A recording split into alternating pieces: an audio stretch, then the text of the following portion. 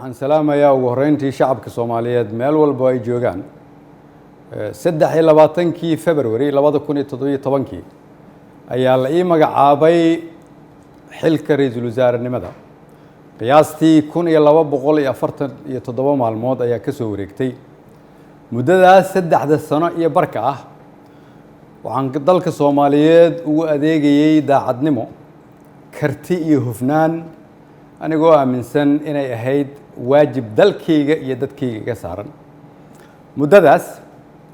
xukuumadda iyo aniguba waxaan ku guuleysanay howlo waaweyn waxaa ka mid ahaa inaan dib u habeyn ballaaran oo dhaxalgal ah ku samayno ciidamada qaranka oo maanta soo gaaray meel ay u diyaarsan yihiin inay la wareegaan amniga guud ee dalka inaan dib u habeyn ballaaran ku samaynay nidaamka maaliyadda dalkeenna oo dunidu noo soo istaagtay soo celinay kalsoonidii uu caalamku nagu qabay kuna qabay hay'adaheena dhaqaale oo inoo saamaxday in laynaga cafiyo deyn lagu lahaa dalkeenna muddo dheer dadaalkaasi waxa uu ku dhacay soo jeed iyo iyadoo la geliyey waqti badan waxaan la dagaalanay musuqmaasuqa waxaan gudbinay shuruucdii ugu badnaa ee xukuumadda ay gudbiso waxaan ku guuleysanay mushaarka shaqaalaha bixinteeda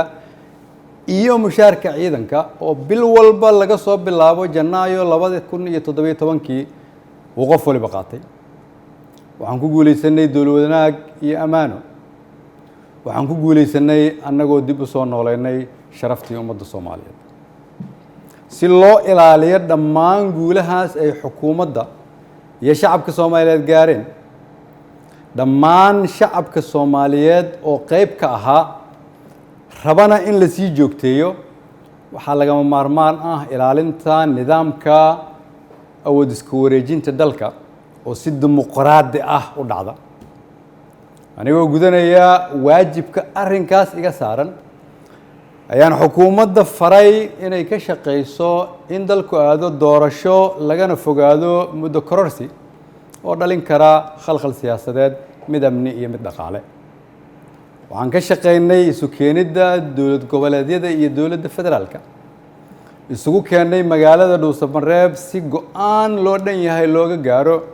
doorashada hadda dalka ku soo fool leh waxaan isku raacnay in la isku soo laabto 15 Agoosto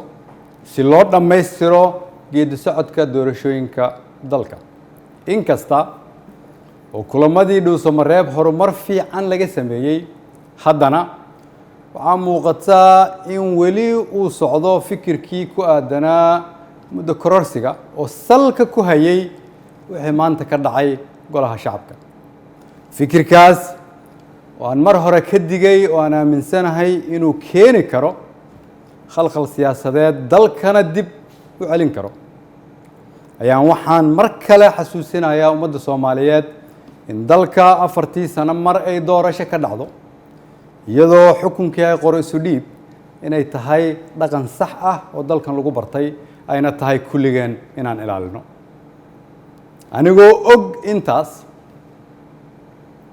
anigoo og in wixii maanta golaha shacabka ka dhacay ay ahaayeen sharci darro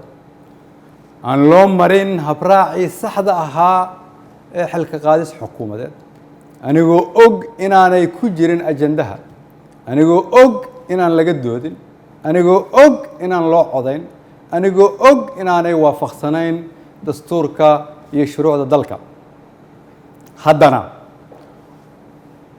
waxaan go'aansaday inaan anigu ummadda Soomaaliyeed u noqdo tusaale oo aan iska casilo xilka aan ummadda Soomaaliyeed u hayay anigoo dhowraya midnimada dalka iyo inaan dib loogu laaban burbur iyo dhibaato si aan ugu tiro shacabka Soomaaliyeed qaybna aanan uga noqon khalkhal iyo dib u dhac siyaasadeed oo dalka ku dhaca mid dhaqaale iyo mid amni mid bulsho ayaan sida ummadda Soomaaliyeed ugu baratay waxaan u noqonayaa tusaale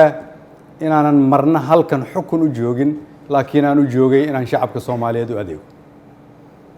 waxaan u mahad celinayaa madaxweynaha oo fursad ii siiyay inaan shacabkayga u adeego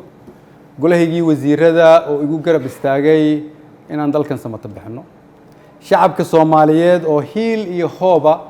ila garab taagnaa iina ogolaaday inaan soo hor istaago oo aan u shaqeeyo mar walbana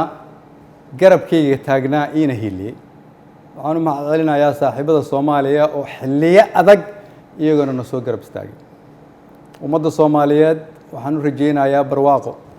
dalkan rajo ayaan ka leenahay kulligeen dalka ayaa kulligeen inaga weyn cid waliba waa inay aqbashaa in dalka loo turo maanta waa maalinteydii aniga ayaa u turay dalka shacabka Soomaaliyeed meel walba ay joogaan waxaan leeyahay waxaan idinkuga adeegay awooddii ugu sarreysay oo aan awoodo haddii ay wax iga khaldameen waxaan idin weydiinayaa inaad cafisaan wassalaamu calaykum waraxmatullahi wabarakatuh